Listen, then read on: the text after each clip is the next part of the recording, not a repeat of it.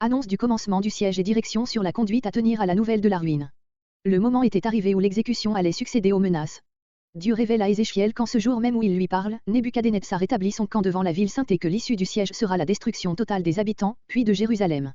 C'est ce que Ézéchiel fait connaître au peuple par une parabole, versets 1 à 5, puis par une première application aux habitants, versets 6 à, émoticône n'en croyant pas ses yeux, et par une seconde à la ville elle-même, versets 9 à 14.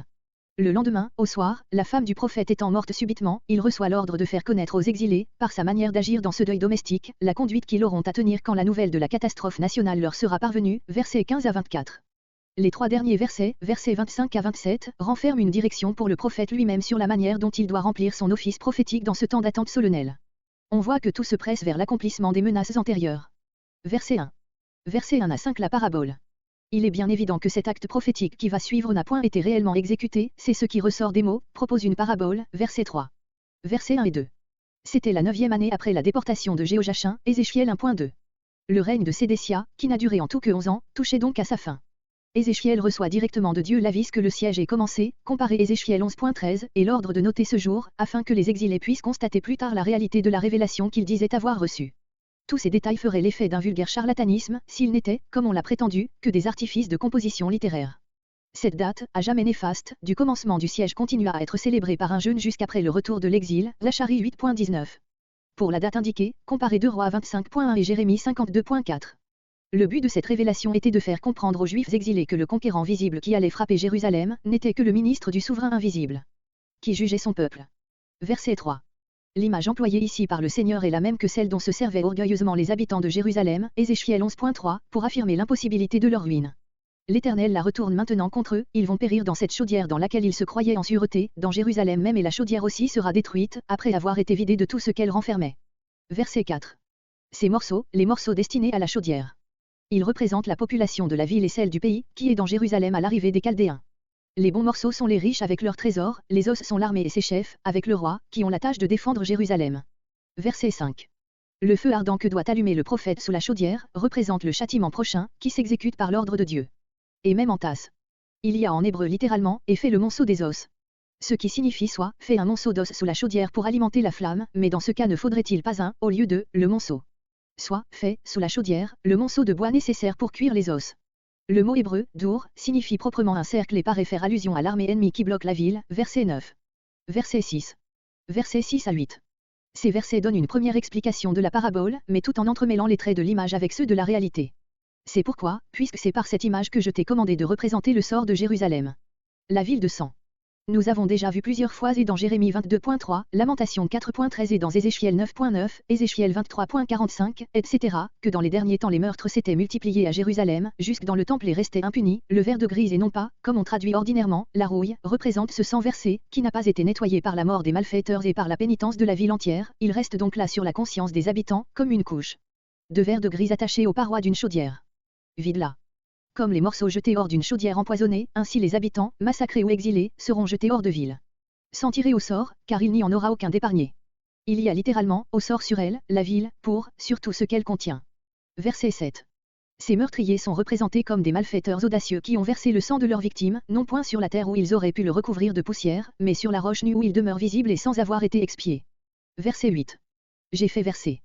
C'est Dieu lui-même qui a voulu que la chose se passât ainsi, verset 7, afin qu'à ces meurtres pétants succède un châtiment non moins éclatant. Verset 9. Verset 9 à 14.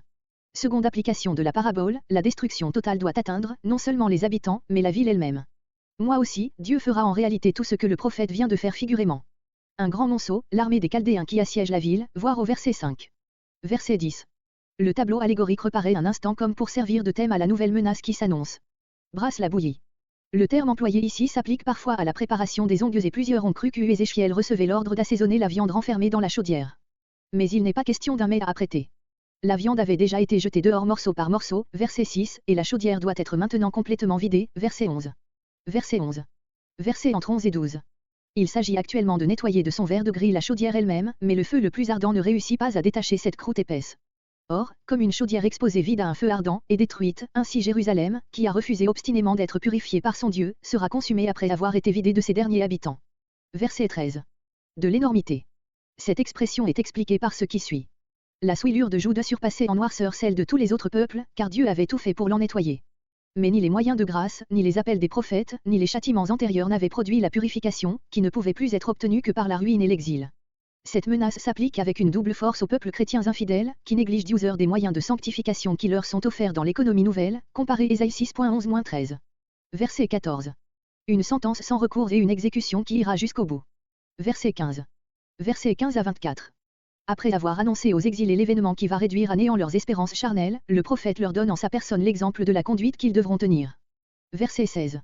Ézéchiel apprend de l'Éternel qu'il va perdre sa femme en ce jour même et qu'il ne doit se livrer à aucune des démonstrations de deuil en usage chez son peuple. Verset 17. En silence, au lieu des lamentations bruyantes, Marc 5.38. Le deuil des morts, c'est l'expression générale, les détails suivent. De ton turban.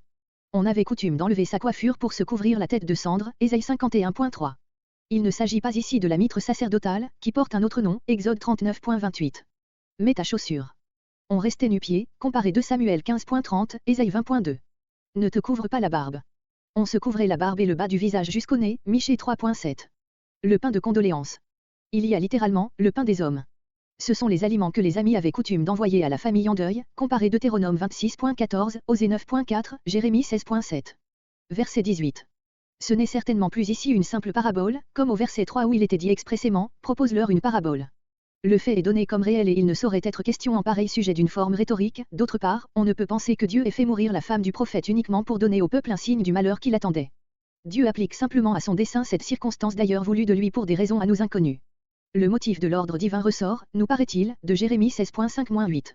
La situation actuelle était celle d'un état de châtiment exceptionnel, dans lequel le sentiment de la justice de Dieu devait dominer toute autre considération et comprimer même les manifestations les plus légitimes du sentiment naturel, comparé Luc 9.59-60. C'était le moment de mettre sa main sur ses lèvres et de se taire, en pensant, comme dit le psalmiste, que c'est lui qui l'a fait, psaume 39.10. Verset 19. Verset entre 19 et 20. Les exilés comprennent que la conduite extraordinaire d'Ézéchiel renferme une instruction de Dieu à leur adresse et le prophète leur explique la pensée divine, voire la note d'introduction. Verset 21. L'orgueil de votre force, voire au verset 25. Vos fils et vos filles, la partie du peuple resté à Jérusalem à la suite des déportations précédentes. Bien des membres des familles exilées se trouvaient sans doute dans ce nombre. Verset 22. Verset entre 22 et 23. Cette interdiction de toute démonstration de deuil à l'occasion du dernier coup qui va frapper la nation, a certainement un motif analogue à celui que nous avons développé verset 18. On s'étourdit fréquemment, au lieu de se recueillir, dans les démonstrations et les cérémonies de deuil et l'on perd ainsi le fruit de l'épreuve ou du châtiment. Or le moment était venu où les exilés devaient décidément rentrer en eux-mêmes et commencer à devenir un peuple nouveau. La ruine de Jérusalem, en portant le dernier coup à leurs illusions, devait être le signal de cette crise salutaire. Verset 23. Vous vous consumerez dans vos péchés. Ils devront se renfermer en eux-mêmes, accablés sous le poids des péchés par lesquels ils ont attiré ce châtiment sans exemple, et, s'ils en parlent avec quelque autre, ne le faire que dans le secret de leur demeure et en versant leur douleur à voix basse l'un dans le cœur de l'autre, comme on le fait dans les moments solennels où la main de Dieu s'appesantit sur l'homme.